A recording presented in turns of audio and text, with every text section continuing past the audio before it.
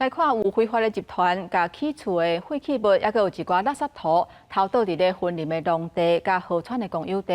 而且这岛的面积竟然有甲8万平方公尺。今嘛这集团36个人拢总去互起诉，其中一个姓魏的主嫌等4个人是互羁押禁见。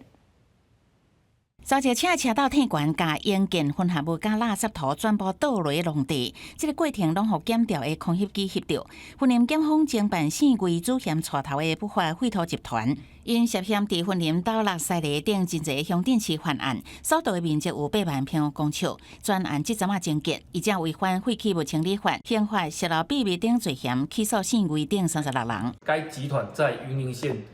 辖内各乡市镇的农地及河川区域倾倒营建混合物及无机性污泥，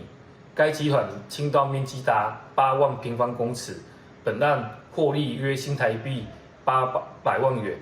检方表示，姓魏主嫌甲姓陈嫌犯的山石车队，甲地主不动产中介交结，为北部营建工地、甲土石资源趸垦处理场非法运送烟件混合物、甲无机性垃圾土到特定农业区的优良农地、有河川公有地、集水区用地、高铁路权用地等地点乱倒填土，为111年底到112年7月，都非法倒33876车厝，总重量9万6千吨，不法所得800多万。这个地方包括它也是在我们的高滩地，没有影响水流的问题，所以我们就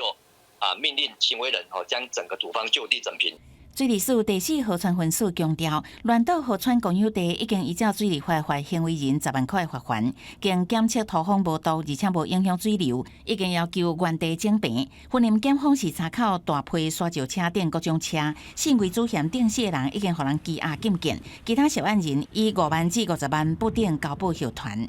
记者综合报道。